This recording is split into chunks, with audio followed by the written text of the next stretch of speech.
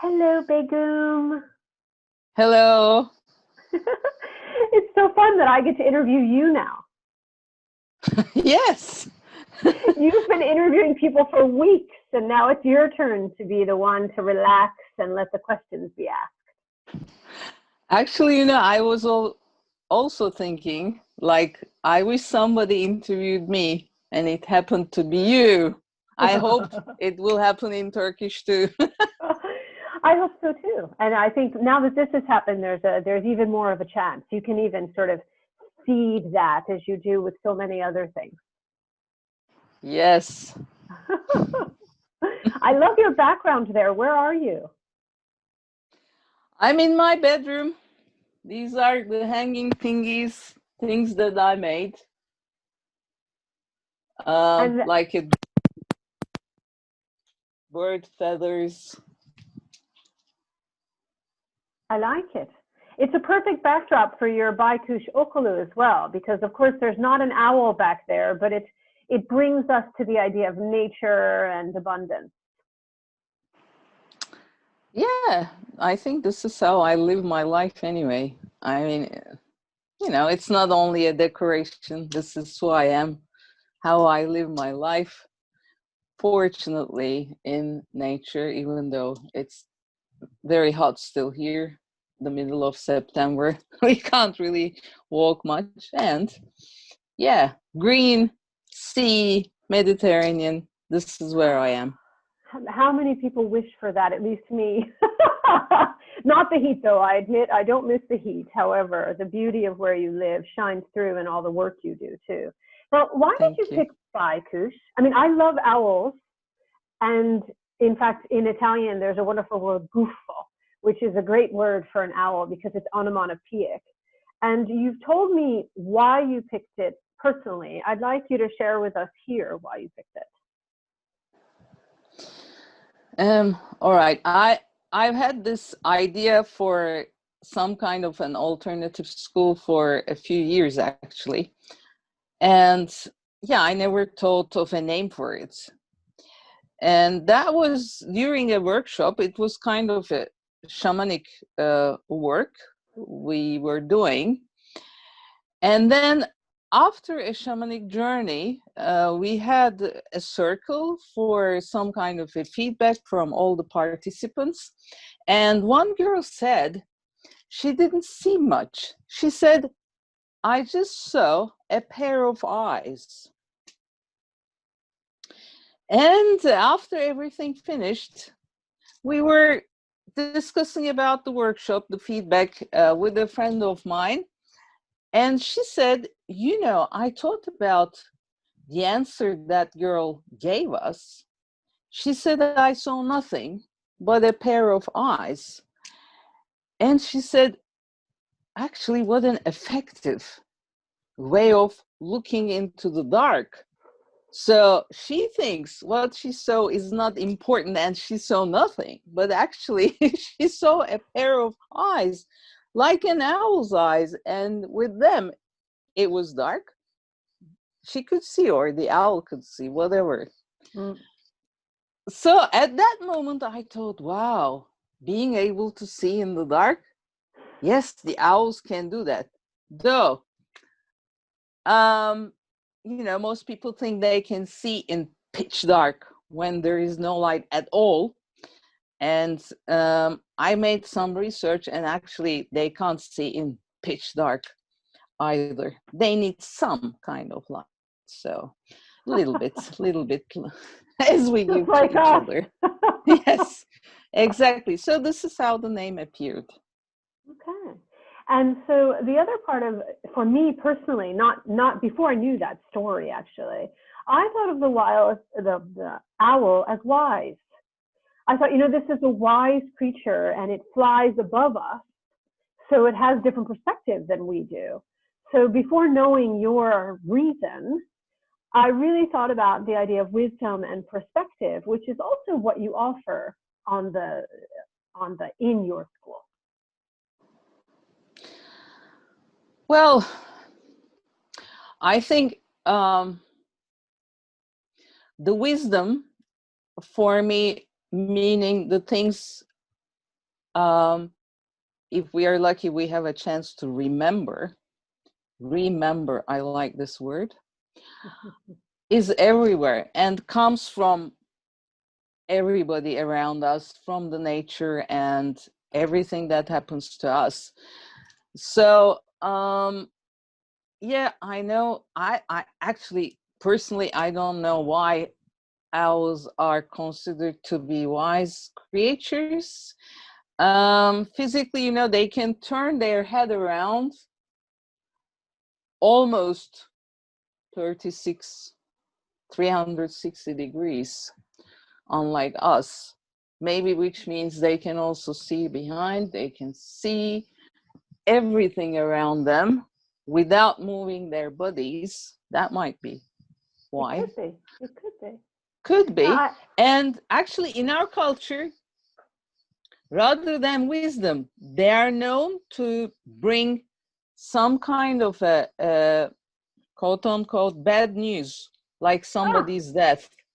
Did you know that? I did not know that. So in a way, they're like banshees. They bring the news of death. Yeah, I mean, they are said to bring, yeah, the news of that, some kind of a bad news, which might be, you know, arguable whether death is bad or not. But in fact, it brings me to the idea of the concept, what is bad or good, and what is death something that we have to fear or not, which we could talk about for a long time. And I'm going to take us in a slightly different direction because I'm very curious to explore what it is that you offer and how it is that you choose the people who offer what they're offering, because this is an online platform. Is that correct? yes, at the moment, it's an online platform. And will it always have an online component, Begum? Yes, it is always going to have an online component, and we all have the intention of doing things offline too. Like we are going to have a gathering at the beginning of October in Fethiye. And coming to your question, well, the intention is actually mainly to do the work we do, me and my friends, in a feeling of community, meaning together, supporting each other, reminding each other, learning from each other. So when I say friends, and why I consider this group of people as a community at the moment, and I hope many more will join us as participants, followers, other friends, whoever would like to do, is because actually these people are, we know each other. Well, how? Through a lot of council work, circle work. So these are people In who fact, have Begum, I'm going to interrupt you for 1 second because you are so involved in the work you do that it's self-evident to you. But it may be important for you to say just a couple of lines about how you came along the path and what is the work you do now, because I think that's a really important part of why you have established Baykush and how you decide what you want to offer through Baykush. Sure. So these are intermingled things. Like I didn't sit down one day and just said, you know, that I'm starting a school. I think, and I wrote these things on the website. There is a section that says our story. Oh, fantastic. Yeah, it started, I think the first time it came to me as an idea was when my daughter was kind of kicked out from the school she was attending because her grades were low. And I was stressed and sad. and I didn't know what a 15-year-old person could do in the society that all the other children or teenagers still go to school. So I just thought to myself, it would be really great if somebody started an alternative school, also for adults, for all ages. So the beginning, maybe the seed was there in a minibus, actually, going to an Years ago was exam that? with her. That is like 5 years ago, 5, 6 years ago. And it goes parallel together with the work I have been doing, way of counsel work, that I had trainings with my dear teacher, Rob. Way of counsel basically means sitting together in a circle where there is no better or worse person, there is no teacher, nobody knows better. We are all at the same distance from the center.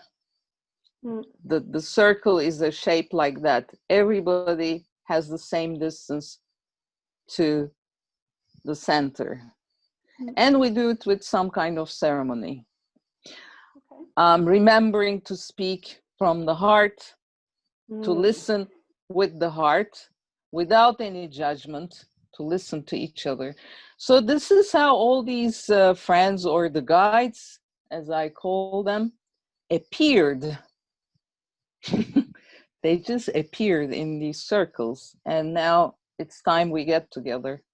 How did you appear in the circle? What had you been doing previous to the moment at which you began this part of your path to be a guide yourself?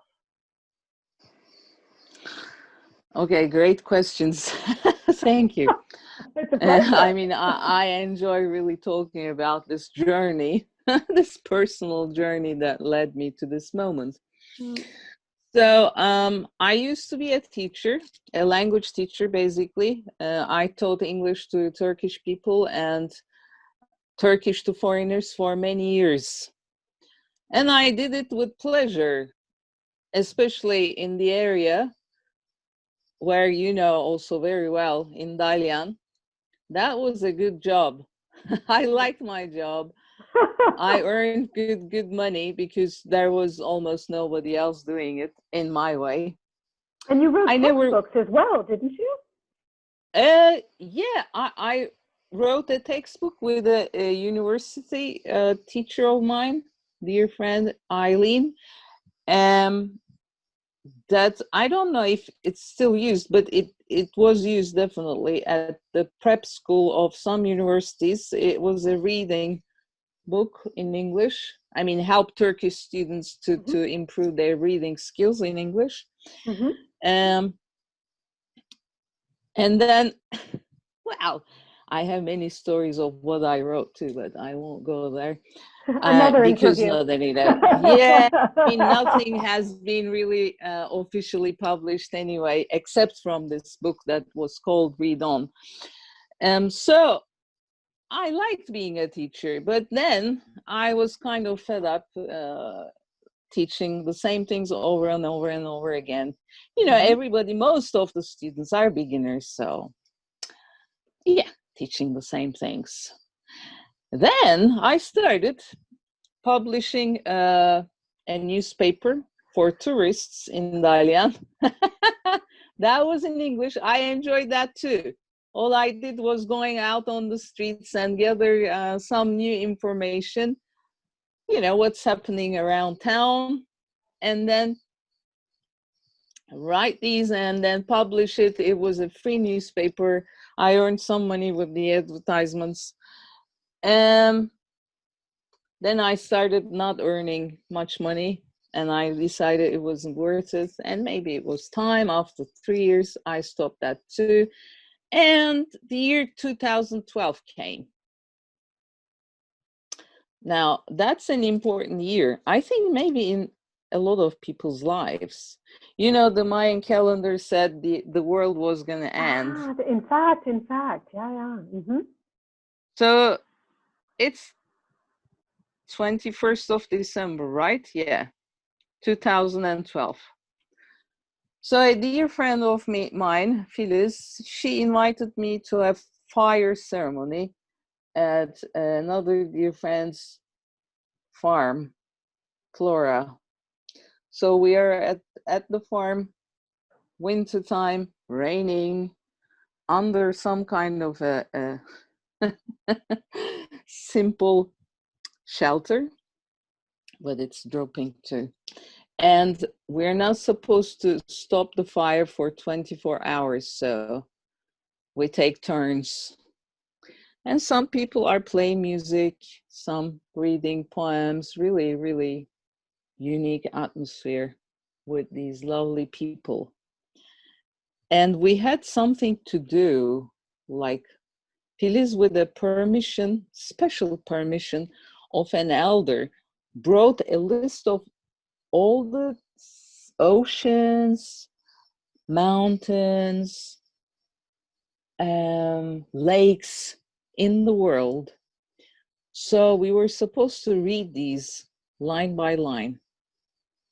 Again, in a circle, you know, I read one page, give it to someone else, he or she reads another page. This kind of a ceremony. And yeah, we kept the fire for 24 hours. But really reading these lines, it was the first time in my life I realized I wasn't alone. I realized I wasn't separated from all this. The seas, the mountains, the lakes.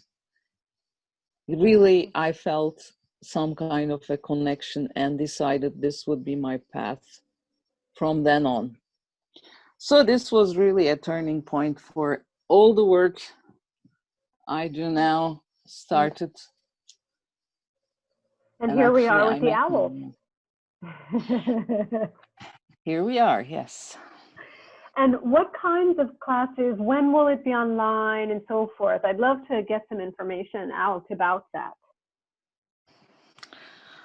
All right, so we have been doing online work for 4 months now, Zoom workshops and Instagram live broadcasts, etc. And first, I would like to say I am really grateful to all the people, all my friends, including you, who have done work for Baykush School. And some of these workshops, the Zoom recordings, are at our YouTube channel, so people can go and watch them. And we'll post all of these things at the end of the video as well, so that people can go and look at them. Thank you very much.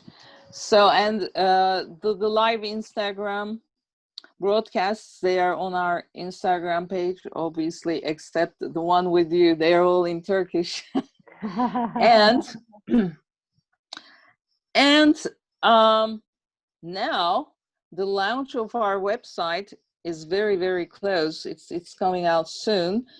What kind of work are we doing? I would say really any kind of work that would help us to see in the dark, meaning not only in this time of, you know, okay, the world is going through really challenging times, but it always has. And it could be our personal life too. You know, we have difficult, challenging times, all of us, that's normal. And how can we really support ourselves and each other? How do I connect to myself? How do I connect with nature, with the ancestors, with whatever, you know, wherever the help, the support comes from? This is the main theme, I would say. And we do work around these things too. It's really a broad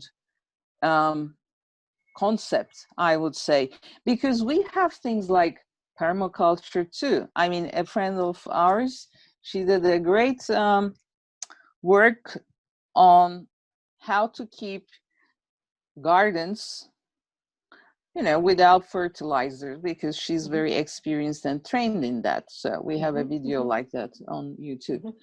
And another friend gave an excellent presentation about the eco village she lives in Australia. Another friend does breath work. Another friend does work on nutrition. So all of these things, I mean, at the moment we have like 8, I call them journeys, not courses. We have journeys on our website that people can participate in, including yours. And yeah, I hope there is going to be more. There will be, I know, even more journeys. But yeah, it's mainly about inner work, which I think is what we can do for ourselves and the others mainly. So one of the reasons I was compelled, in fact, to interview you is while I was writing a blog post to advertise and to share the course I'll be giving, which is about discernment and the mechanisms of choice and habit, all of which will be details at the end of the video. And what struck me was I realized you uniquely offer something in a 360 spectrum, to go back to what you said about the owl and how he moves his head. And in particular, that the abundance you live and the abundance you believe in is also what you offer to people, and in particular in how they're able to pay. So I'd like you to share with us what it means to pay with the gift economy on the Baykush School site, and what you hope that encourages beyond a material benefit. Okay, yes, thank you very much for that question too, Nicole, because this part of what we're doing is very important to me too. So in the world today, what we do is we want to buy something. It could be a service or an item. So we go to that person, we pay the price, and then the relationship there is finished. So it's the interaction. Okay, we give, we buy, finished. I would say with all the work we do, actually, I think most of us can see there is another world, another which some people would call a brave new world. So how can this transaction between the seller and the buyer, let's say in old terms, can change? Can there be another way of gifting each other? So money can be used, or actually, maybe at the very beginning, it was used as a gift. It has lost its meaning in that sense, unfortunately. So how can we really make it a gift again? So when we have a certain price, some people might not really be able to give this gift to us, even though they want to give us a gift. So we say, all right, attend the journeys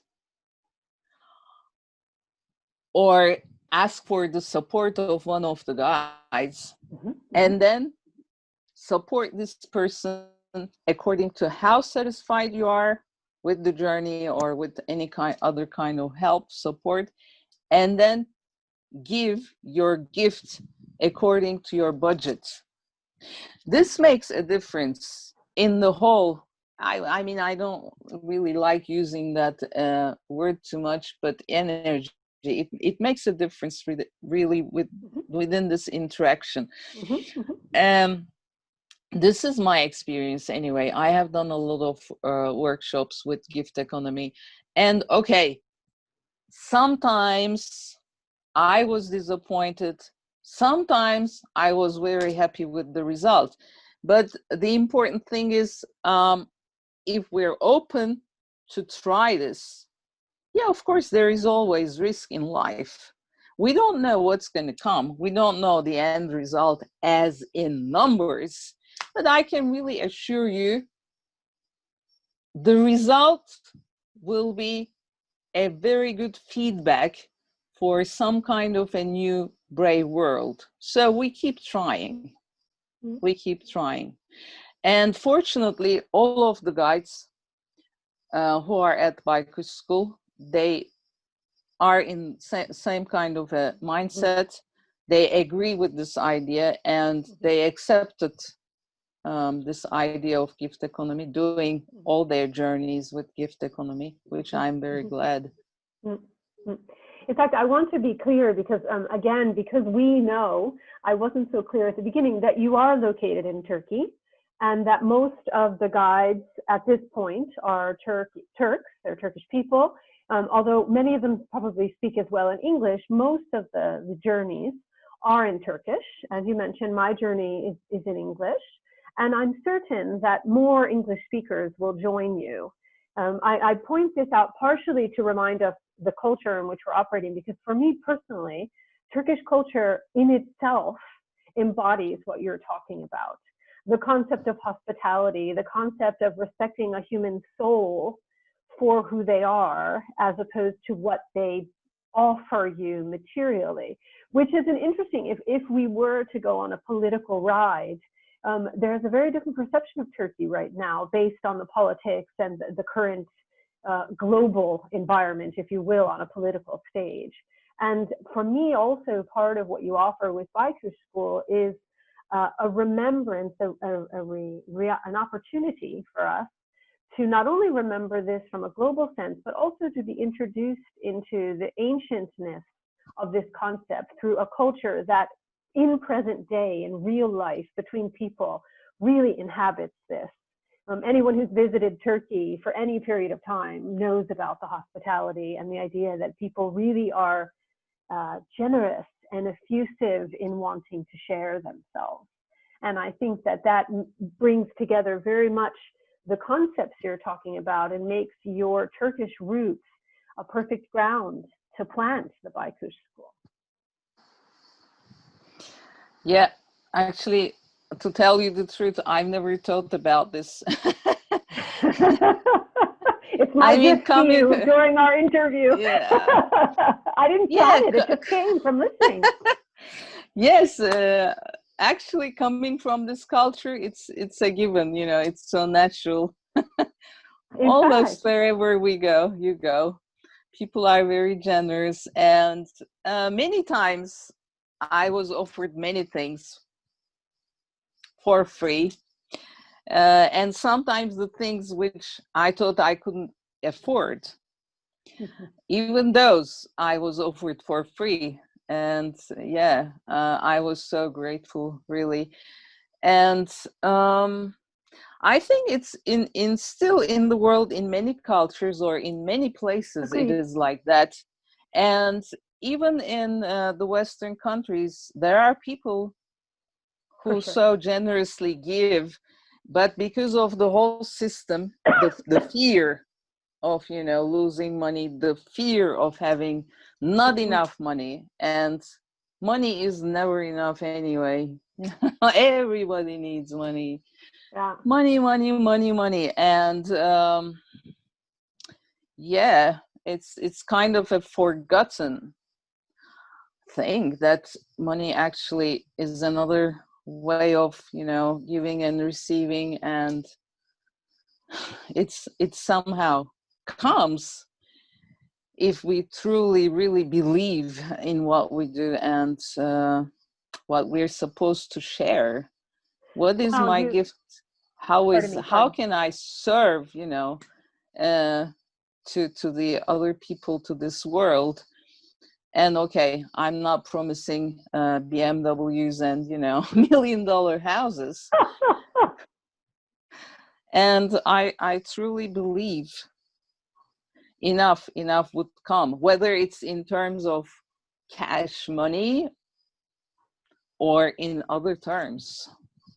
Well, I think also one of the things you said earlier, I don't like to use the word energy, and it's unavoidable in the respect that if we see receiving and giving as the movement of an energy, then also there's a lot of people, especially in the environment we're talking about, where people are returning to heart-based communications, where people are they're returning to a connected way of living.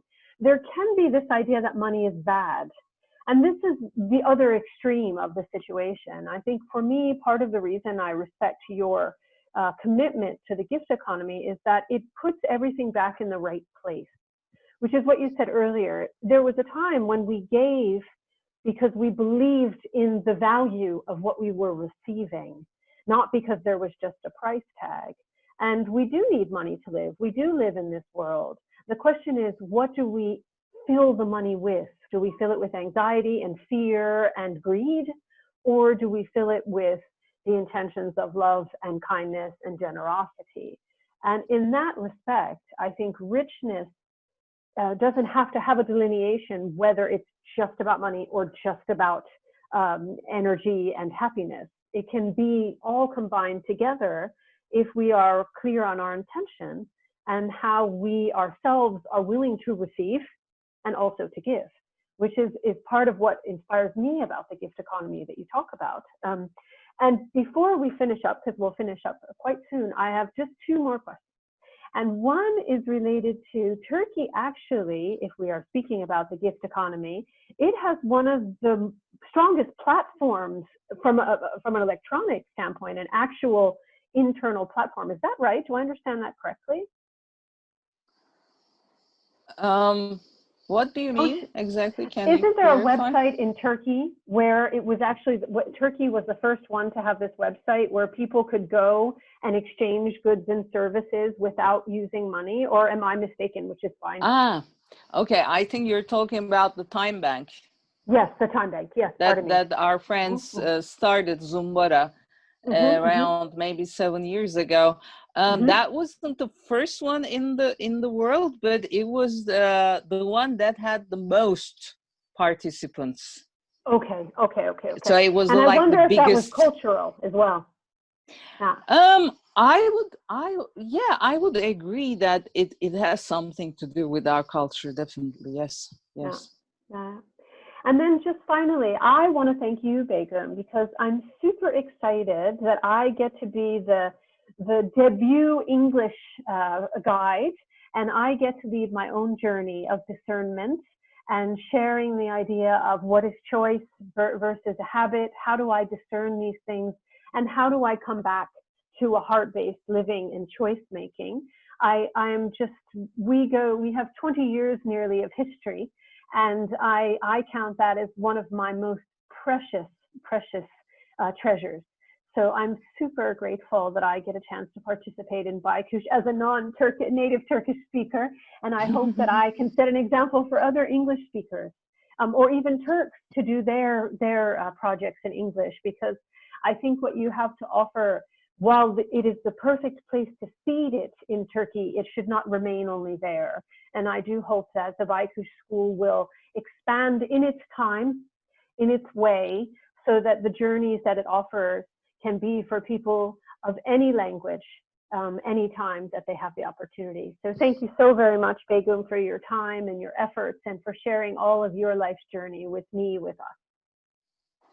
Thank you very much, Nicole. It has really been a pleasure. Thank you. Thank you. At the bottom, at the end, you can find all the websites, the YouTube channel, Instagram channel of Baykush, also my website, and where you can register online for Baykush courses. Thanks for joining us. Bye-bye. See you at Baykush.